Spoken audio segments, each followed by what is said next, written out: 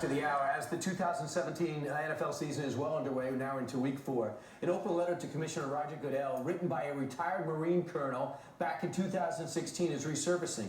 It's addressing the anthem protests that are on social media today and are the #1 story on most news channels like this one. That letter was written a year ago. Turns out, though, not much has changed. That letter stating, quote, many friends, Marines, and Special Forces soldiers who worked with or for me through or fought with me through the years returned home with the American flag draped over their coffins. Now I watch multi-millionaire athletes who never did anything in their lives but play a game, respect or disrespect what brave Americans fought and died for. That's an excerpt from his letter. Joining us right now is the man behind the letter, retired United States Colonel Jeffrey Powers. A huge Giant fan. You date all the way back to the Yale Bowl when the Giants were getting a new stadium and they had no place to play. Colonel, are you surprised we got to this point? Yeah, I am surprised. And you said huge Giant fan. That's past history now, Brian.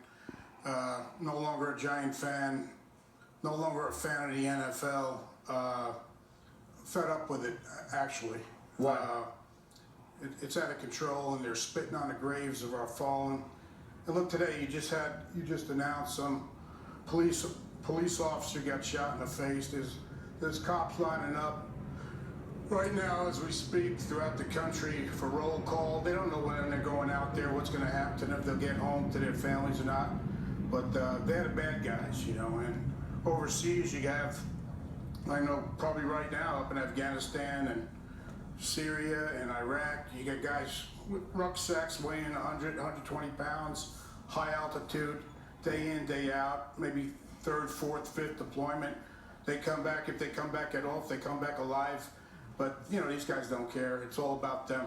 You know, that's all it is. Colonel, tell us the story about your friend, Sergeant Garrett Mongrella, and your last conversation with him. Yeah, we were during Desert Shield working up for Desert Storm. We were in Saudi Arabia training.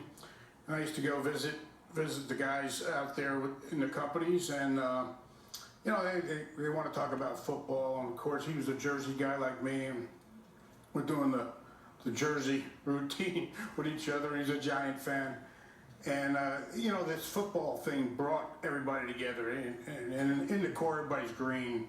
Some guys are dark green, light green, whatever. They'll all die for each other, but it's none of this racism and everybody accusing everybody of everything else.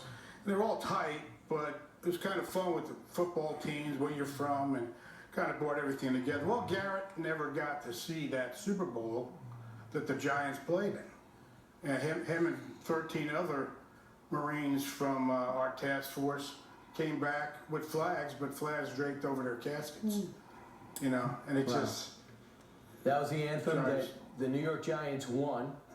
And Whitney Houston sang the national anthem, arguably the greatest national anthem, especially because we're at war at the time, that's been sung before a game. But in the big picture, they would say, and this, I've been seeing so many players right now interviewed, Colonel, they're saying that they're not disrespecting the country, they love the country, they're just trying to send a message. Do you buy that? I don't buy that at all. You know, you can't, you know, I heard you asking before, can you kneel and still support the truth? No. You kneel, you're spitting on them. That's what they all think. There's thousands of Americans out there. They're fed up. They're up to here, you know. And we're to the point now. So yeah, you want to dance, dance. You want to kneel, kneel. Do a break dance for all we care. Dance with each other in the end zone.